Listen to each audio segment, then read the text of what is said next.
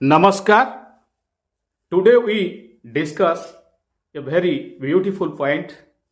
He is a successful person. Is he satisfied? We have to select which one is better, a successful life or a satisfied life.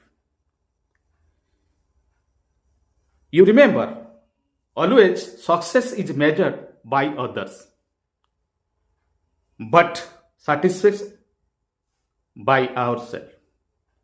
ମାନେ ସଫଳତାଟା ମୁଁ ଗୀତରେ first ହେବି, ମୁଁ ଡ୍ରଇଂରେ first ହେବି, ମୁଁ ପାଠ ପଢ଼ାରେ କେତେ ନମ୍ବର ରଖିଲି, ମୁଁ ଚାକିରି ପାଇବି କି ନାହିଁ, ଏଇ ଯେଉଁ ନିର୍ଣ୍ଣୟଟା ଏ ସକ୍ସେସଟା ଅନ୍ୟମାନଙ୍କ ଦ୍ୱାରା କରାଯାଉଥିବା ବେଳେ ଯେତେବେଳେ ମୁଁ ଏ ଚାକିରି କରିଛି ବା ମୁଁ ଏ କାର୍ଯ୍ୟ କରୁଛି ବା ଯେକୌଣସି କାର୍ଯ୍ୟ ମୁଁ ଏଥିରେ ସନ୍ତୁଷ୍ଟ ତ, ସେଇଟା ହେଉଛି ଗୋଟେ ବଡ଼ ପ୍ରଶ୍ନ।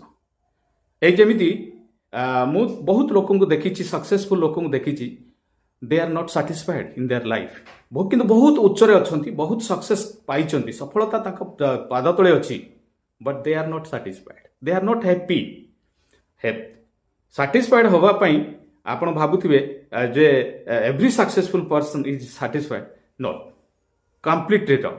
ତା ପାଇଁ ଧନର ଆବଶ୍ୟକତା ଆଦୌ ନାହିଁ, ବୁଝିପାରୁଛନ୍ତି? ମାଇଣ୍ଡସେଟ୍ର ଆବଶ୍ୟକତା ଅଛି। ଏଇ ଯେମିତି ମୁଁ ସ୍କୁଲରେ ଏବେ ଟପର ଷ୍ଟୁଡେଣ୍ଟ ଥିଲି, ଯେତେବେଳେ ପ୍ରଥମେ ଗରିବ ବି ଥିଲି, ଅଭାବର ଥିଲା, ତ ମୋତେ କହିଲେ ଶିକ୍ଷକତା ସେତେବେଳେ ସୁଲଭରେ ମିଳିଯାଉଥିଲା, ଦେୟାର ଇଜ୍ ନୋ କମ୍ପିଟିସନ୍। କିନ୍ତୁ ମୁଁ ତାକୁ ଗ୍ରହଣ କରିନଥିଲି, କାରଣ ମୋର ଷ୍ଟାଣ୍ଡାର୍ଡ ଅନୁସାରେ ମୋର ଲକ୍ଷ୍ୟ ଟିକେ ଅଧିକ ଥିଲା।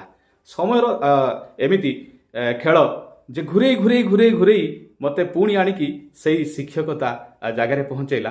ବଟ୍ ପ୍ରଥମେ ତ ମୁଁ ୟାକୁ ଜମାରୁ ଭଲ ପାଉନଥିଲି। କାହିଁକି ନା ଗୋଟେ ବାଧ୍ୟବାଧକତାରେ କରିଥିଲି, କାରଣ ଅନ୍ୟ କ୍ଷେତ୍ରକୁ ଯିବା ପାଇଁ ମୋ ପାଖରେ ବେଶ ହିଁ ନଥିଲା। କିନ୍ତୁ ପରବର୍ତ୍ତୀ ସମୟରେ ମୁଁ ମାଇଣ୍ଡସେଟ୍କୁ ଚେଞ୍ଜ କଲି।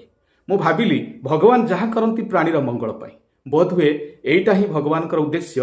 ତେଣୁ ଏଇ କାର୍ଯ୍ୟକୁ ମୁଁ ଭଲ ପାଇବି, ଏଥିରୁ ଭଲ ଆଉଟପୁଟ୍ କାଢ଼ିବି। ମୋ ସହିତ ଜଣେ ବନ୍ଧୁ କାମ କରୁଛନ୍ତି, କିରାଣୀ ବନ୍ଧୁ, ସେ ସବୁଥିରେ ମାଷ୍ଟର ଡିଗ୍ରୀ ହାସଲ କରିଛନ୍ତି, କିନ୍ତୁ କାଷ୍ଟ ଜେନେରାଲ ହେଇଥିବା ଯୋଗୁଁ ନା ସେ କେଉଁଥିରେ ଚାନ୍ସ ପାଉନାହାନ୍ତି, ବାଧ୍ୟ ହେଇଛନ୍ତି କିରାଣୀ ଚାକିରି କରିବା ପାଇଁ। ତାଙ୍କଠାରୁ ମୁଁ କମ୍ ଯୋଗ୍ୟତାରେ ଥାଇ ମଧ୍ୟ ଅଧିକ ଦରମା ପାଉଛି, ଅଧିକ ଉପର ଲେବୁଲରେ ମଧ୍ୟ ମୁଁ ଅଛି। କେମିତି ଲାଗୁଥିବ କହିଲେ? ସେ କ'ଣ ସାଟିସ୍ଫାଏଡ୍? ବୁଝିପାରୁଛନ୍ତି ତ? ବଡ଼ ବିଚିତ୍ର।